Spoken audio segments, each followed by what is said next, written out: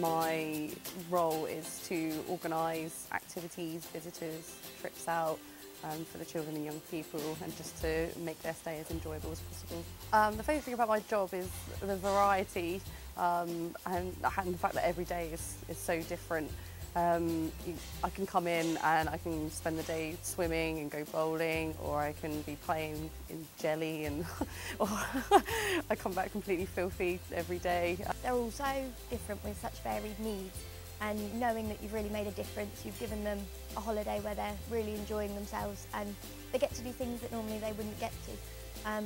The most telling thing for me is when the parents come to pick them up, and you've never seen people quite so thankful for something.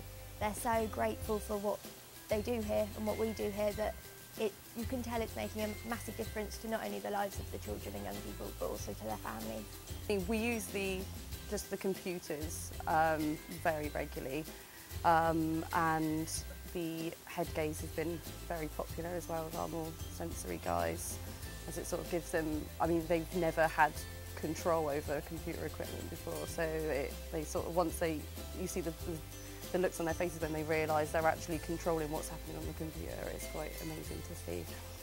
This may be the only time they can use a computer, and I think a lot of them enjoy looking at the computers but always need someone else to do it for them, whereas this gives them the independence to use it themselves, really. I must admit, I'm a great advocate for the hat mouse. I love the hat mouse, and I just love the fact that they can just, move in their own way and as much as they want to, and then they can see that they've had a chance to express themselves. The young girl in the beginning, she started off and it was very, very small, and in the end she covered the whole. You could see her following it and enjoying following the mouse around her. Mia has quadriplegic cerebral palsy. It affects all of her limbs. She can't walk, she can't talk. She makes her own noises, and we sort of go by Mia's body language to work out what it is that she wants. She has a lot of complex needs. She's diabetic, epileptic, she has weak bones. It's quite complex what she has, but she's a happy little girl and she just loves coming to Naomi House. So I think she just enjoys it so much. They say they make a fuss of her. She relaxes as soon as we walk through the door, and just doing all the fun things that they do here. I'd say that the touchscreen computer where they can get on and do painting, do activities, has been particularly useful for some of our children, because, for example, a little boy that I was working with, he loves to do things creatively.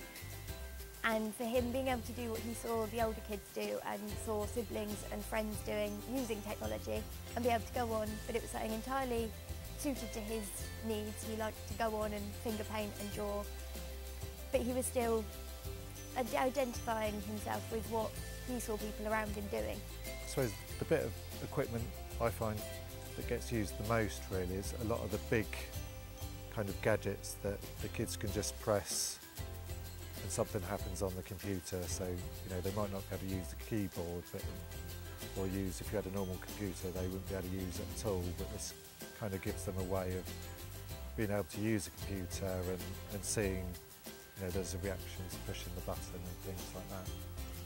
So there's a boy who has been using these games that are sort of relevant for sort of probably up to about 7 or 8 year olds. So it's things like custard pie, and you can put photographs of your family on, or your friends on the programme, and you can custard pie them. It's on the Eyegaze.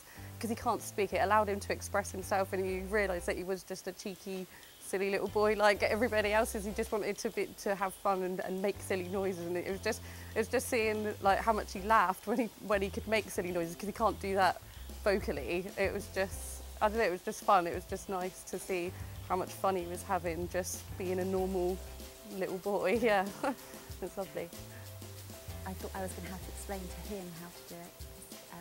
I didn't know that he had the ability to use it, but in the end he was teaching me how to use it. And we were using the Eyegaze with him on one particular occasion, and it was the absolute joy that you could see on his face at the response and the cause and effect of what he was doing, when he really realised that it was exclusively his actions and how he was controlling the device, that meant that he was getting the responses.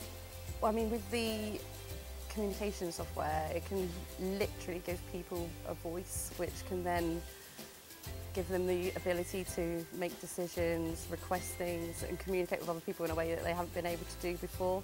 So they can choose what they want for dinner, they can tell you if they want to go to bed, that sort of thing. So, I mean, it's really empowering. And also it gives them sort of an element of control that they may not have ever experienced before. So, I mean, it's literally life-changing. So it's amazing.